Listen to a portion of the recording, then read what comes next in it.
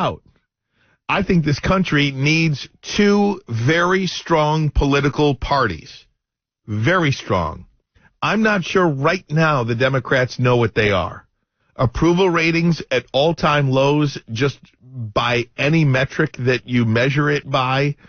You've got a Democratic socialist it is tightening a little bit, but still a 10-point lead in New York. The country is watching this New York City mayor's race very closely. Bill Maher over the weekend on his show Real Time, essentially pleading with Democrats to be careful what you wish for and don't push normal out and throw your lot behind Zohran Mamdani. What does Dave Dulio think about it? Distinguished professor of political science and the director of the Center for Civic Engagement at Oakland University. Always a pleasure to talk to this guy. Dave, how you doing, my friend? I'm well, Ryan. How are you? Thanks for having me. Absolutely. The country seems to be all in on this New York City mayor's race. First and foremost, what do you think Mamdani is doing in New York that has garnered all of this support? Boy, that's a great question. You know, he really just shot onto the scene. It's sort of this meteoric rise, right? Several months ago, and took the primary by storm, and I believe got about 40% of the vote in that New York City primary. I think one of the things that he's done so effectively is really align himself with some of the current stars of the Democratic Party, Bernie Sanders, Representative Ocasio-Cortez, AOC, as some know her, and others, right? And this has endeared him with not only Democrats in New York City, but across the country. And I think the power not only of Mr. Mamdani, but his approach was on display just this last weekend when current governor of New York, Kathy Hochul, was I think trying to repeat his success by attending one of his rallies, and she was there with AOC and Bernie Sanders and the rest of them, and she got a bit of a lukewarm reception, but the crowd went nuts when Mr. Mamdani came out and sort of helped her along, if you will. Do you think, Dave, it's ultimately bad for the party as a whole if the leaders become the Mamdanis, the AOCs, and essentially the Bernie Sanders of the world instead of somebody more moderate like Alyssa Slotkin? In other words, can you win another national election if you go down that road of just really democratic socialism? I mean, frozen rents, free groceries. We've seen this tried in other countries. It just doesn't work. Well, I'll answer your question like this, Ryan. 2026 on the national scene with congressional elections, of which we have some just really fascinating races developing here in Michigan. But nationally, 2026 is likely to be, history tells us, a bad year for Republicans for reasons that we probably don't have time to get into in this discussion. But having said that, a Mamdani victory in New York City might be the best thing that happens to Republicans in 2026 because they will have 9 or 10 months of examples that they can point to across the country of what Mr. Mamdani is bringing to New York City. And Republicans will be able to say, look at what is happening in New York. If you elect Democrats, you are going to bring this to the entire country.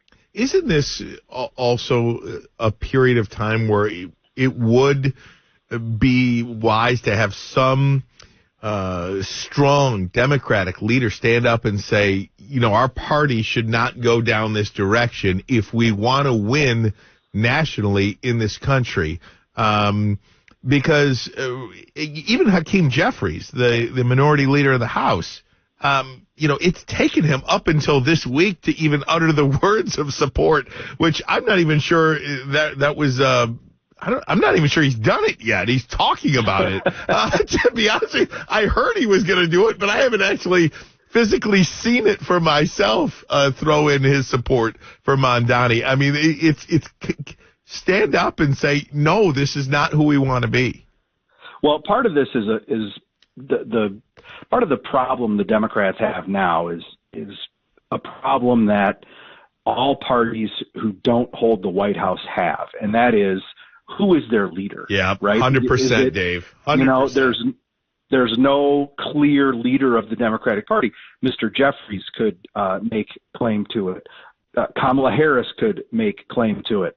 Chuck Schumer could lay claim to it, right? And he's another one, right? That is seemingly being pulled in the direction of the AOCs of the party, at least partially because she's probably going to challenge him in a Senate primary in 2028, or she's going to run for president. Or maybe he's up in 26. And next time he's up, she's probably going to challenge him. I think he is up in 26, Dave. In 26. Yeah. So there you go. So, you know, everything is pulling these would-be leaders to the left, and I think they are they're trying to cross the most proximate political bridge they can, which right now is the party seems to be responding to those messages that are from the left. Yeah, there's no doubt about that. And talking to Dave Giulio, distinguished professor of political science at Oakland University. Dave, in the time remaining, I want to ask you about the government shutdown. Saturday is going to be a very important day for over 40 million people who rely on SNAP benefits. I mean, we're talking about food assistance programs. People are concerned this week whether or not they're going to get those benefits to feed their family. I mean, this thing has to end this week, does it not? It sure seems like we're in or approaching crunch time. And this is one of those inflection points in this kind of battle where it seems like this is likely to be the first real development that will potentially usher in some movement from either side. And, you know, I think that this is, it is that because this is when, as you mentioned, 40 million people, right? This is millions of Americans are really feel the hurt that comes along with the government not being able to get its act together. And we're talking about, as you said, right, food assistance. This is really important for people's lives, right? And you know, we could talk about parks being closed and other elements that have been elements of government and society that have been affected by the shutdown. But when you get to people not getting their SNAP benefits, their food assistance, and being able to feed their families, now we're talking about real hurt. No doubt about it. No doubt about it. It's got to end, and hopefully it does this week. Professor Dave Giulio, so great to talk to you, sir. Would love to do it anytime you're available. Really appreciate your take on all of these political movements around the country, and it's really exciting. I mean, it's an exciting time, but we'll see what happens next Tuesday.